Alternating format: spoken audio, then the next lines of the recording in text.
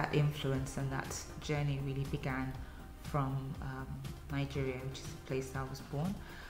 And then also films that I watched growing up. So things like the Marilyn Monroe and Jane Russell film, Gentlemen Prefer Blondes, and those were films when I saw beautiful couture gowns, and films like that really sort of triggered some of those early influences. Now obviously focusing on bridal and evening wear, I actually get to work privately with the clients, and that's a fulfilling moment for me. You know, I get to work with these real women. They're my real muses, to be honest. I think one major designer that I've always loved, and I would say as a designer that really got me interested in wanting to design, was Valentino Garavani. He no longer designs under the helm of that brand, but his collections were just so exquisite, very sophisticated, and they made women look really glamorous. And I love the way he used red as a signature. We have so much to offer in London. You can really get inspired by what you see people wearing. And you know, in terms of the history here in London, the architecture, fashion, British fashion designers and so on are just so strong at the moment. So I would definitely say London. Of course, there's Paris and Milan and New York, the other fashion capitals, but I say London's number one. Wow, meeting Nelson Mandela, you know, every time I reflect on that, it really just brings back smiles and just such pleasant memories, because I feel so lucky to have had that experience. You know, he's such an amazing man, and just the fact that I didn't meet him at a public ceremony. We were invited to his house by one of his granddaughters, so it was a very intimate meeting, but it was just the fact that he was just so humble and very friendly, and being in his presence, you felt like he was your granddad. And I remember we were trying to figure out how to use the digital camera I had, because you couldn't use flash if you wanted to take a photo with him because of his eyes. But I was fiddling around with it, I didn't know how to use it, and then he just whispered in my ear and said, "It's okay, you can use flash, no one would know, I don't mind, it's fine."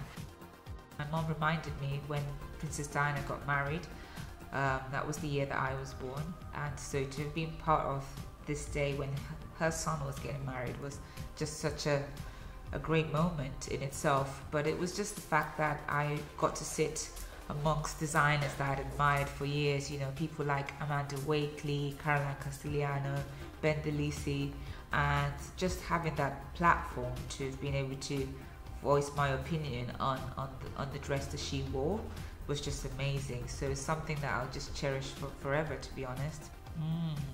My favorite color, I'm not wearing it today, but I love ivory as well, but I think my favorite color is orange.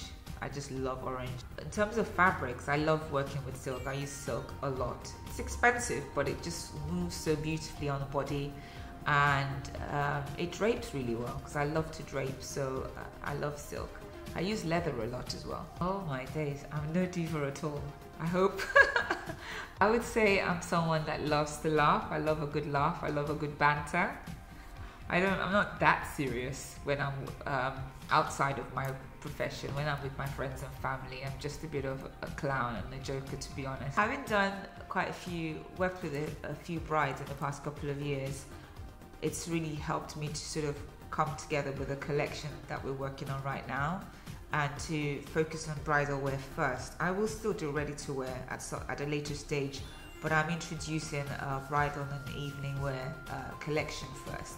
My autobiography, resilience, because I feel, you know, it hasn't been an easy road, and if everything has been easy, then you just would take it for granted. So just having a few setbacks or not having things that I wanted at the right time, you know, I feel just the fact that I've just kept on going and keep fighting for what it is that I want to do, despite all odds. And I feel that it's just about having a resilient spirit. So I think resilience would be a good title.